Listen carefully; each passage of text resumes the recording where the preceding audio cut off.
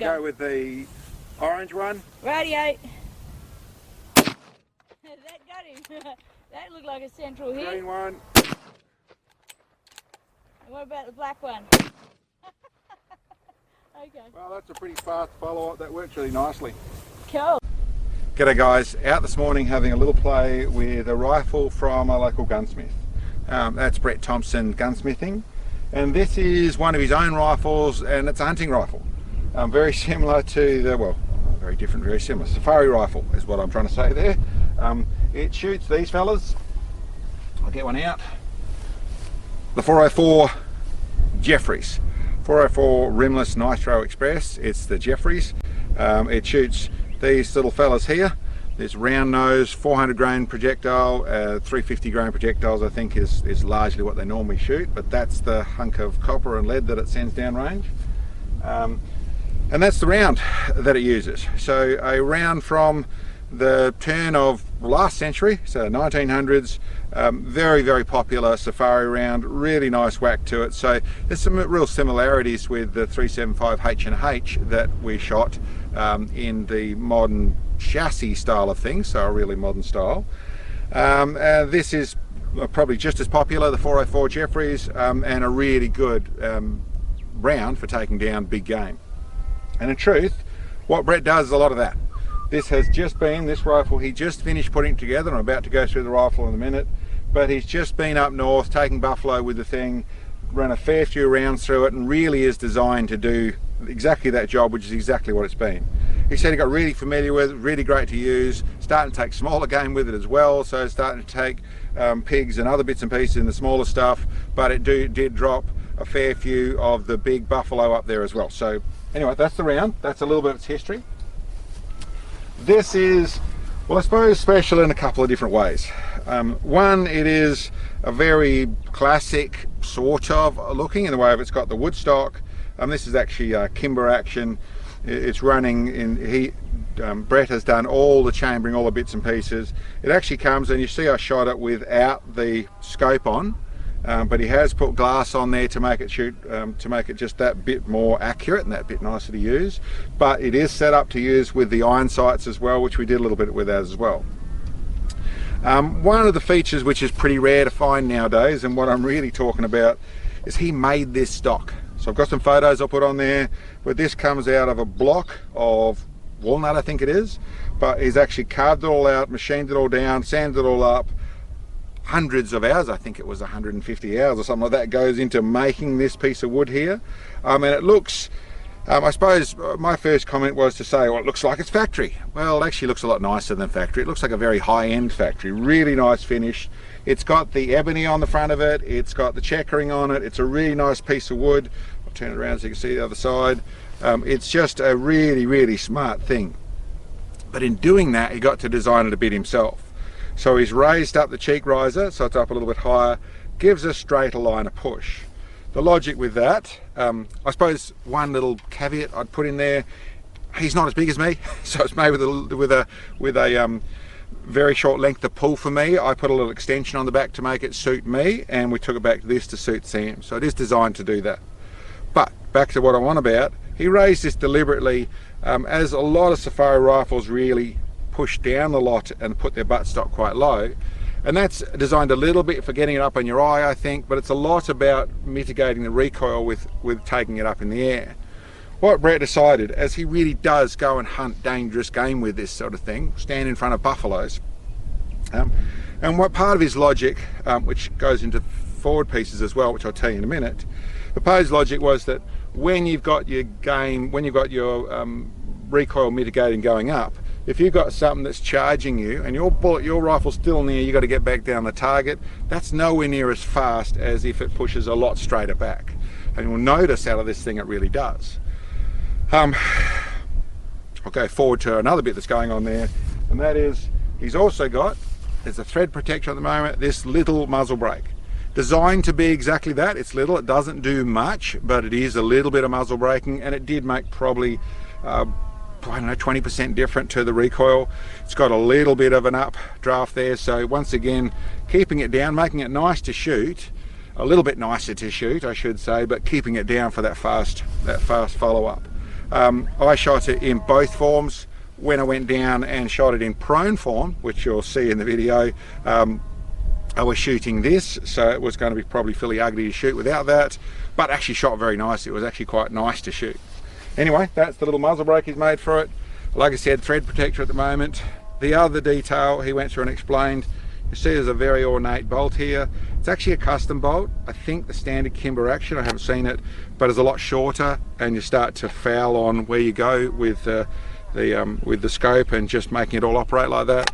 This I found really good, and you'll see a little cycle I did where I really rushed through them, and yeah, cycled really well. What about the black one? Brett does really great work. He's a really good gunsmith. I really like using him for the stuff we use him for, and I took up the offer of using this to actually have a little play for a couple of reasons. One, it's a really nice rifle and going to have a play with it, and it's in 404. But the other detail is that I had that other one on, which was from Gareth Crook, GCPD, who does very nice gun building, rifle building. They make a lot of chassis and a lot more of a manufacturer. But that was a modern take on a safari rifle. Well, this sort of is too, a bit of a modern take. It's a modern take in the fashion of still staying with the traditional wood. You take the scope off here, which I'll do that right now so you can see.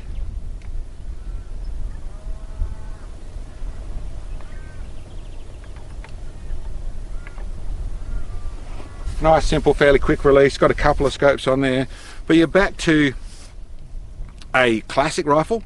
Yet it's actually got features designed in there, which is part of being able to get to a place where you've, I suppose, if you've got the funds to get people to build you custom wooden stocks, then you really can start to push it to where you want, rather than just copying exactly what the classic stock is. Moving it around, it still has a very classic look, but it's actually designed to function in a pretty much a performance way. Anyway, listen, what we did with it today, shot it like this a little bit on some of the 2-litre bottles. Got him. That worked. So that's no muzzle brake Rightio. at the moment. Okay. How's that to shoot? Yeah, I mean, it's okay. It hits a bit harder. Black one. Rightio. Got him. Put the scope on, put the muzzle brake on at the same time, and shot that. Found it was pretty. Yeah, I'll aim for the little. I'll aim for the knot Okay. in the leg of it there, Rightio. just up from the black one. You got it? Yep.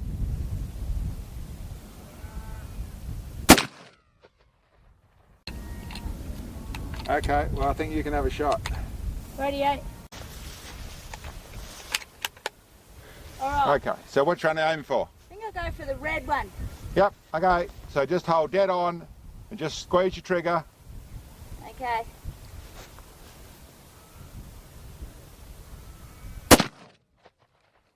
Got him. Got him. How'd it feel to shoot? Good. The scope got my cap. But It definitely moved, but didn't do anything wrong. No, Okay. that's right. See if you can move on, get another one. Okay. Maybe the green one. Okay. Okay. It's gone. Apart from the scope tapping a hat a little bit and knocking a hat around, it shot really well for her. And the other thing we did was out at 600 yards.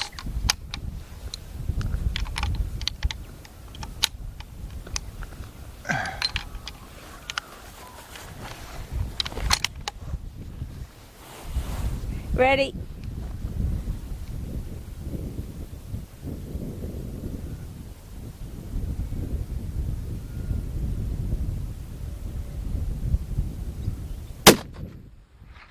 Hit on play. 11 o'clock. 3 inches left edge. Going again. Okay.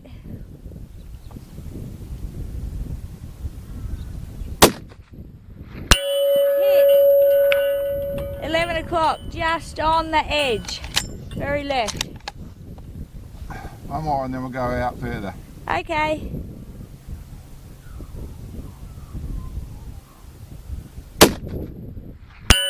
Hit. 5 o'clock. 3 inches bottom edge. Now that's where I moved it across to. Oh, cool. Excellent. Well, my hole went really nicely. Yeah, it did, didn't it? Good heavy hits. Sure are. That's pretty nicely with the brake on, actually. Okay. For prone, I was ready for a bit of a push. And out at 1,000 yards.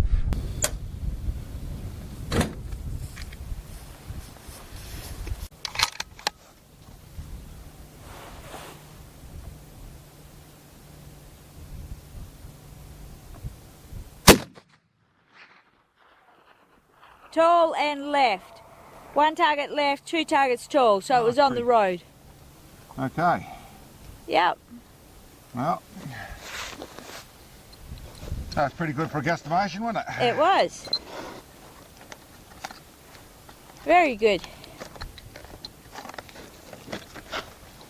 I know this reticle's got about 150 minutes from centre to the bottom, Okay. set up on 5 power. Rightio. So I'm using about just over or just under 2/3 of it. So, how tall was it? 2 targets. And it was left by 1 target. Yep. Okay, so that means if we shoot about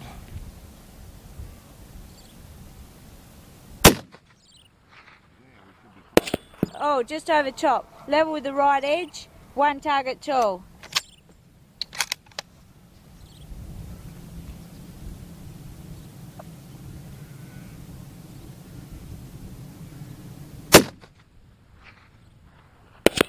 Right. Level with the top edge, half target right.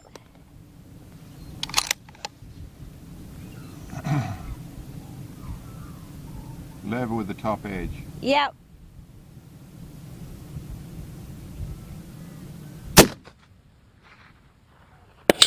Oh, just over top. 11, 12 o'clock, just over top. I'm not seeing it clearly Okay. down there because I'm looking at the bottom of the reticle.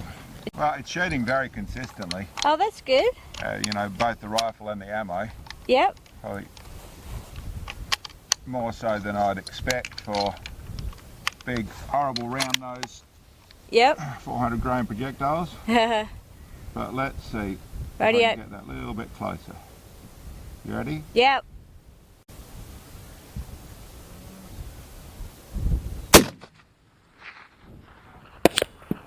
One o'clock, just over top.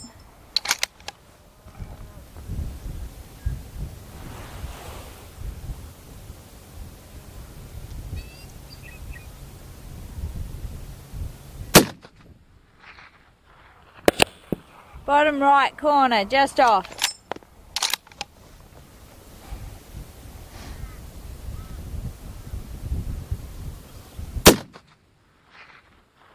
Hit.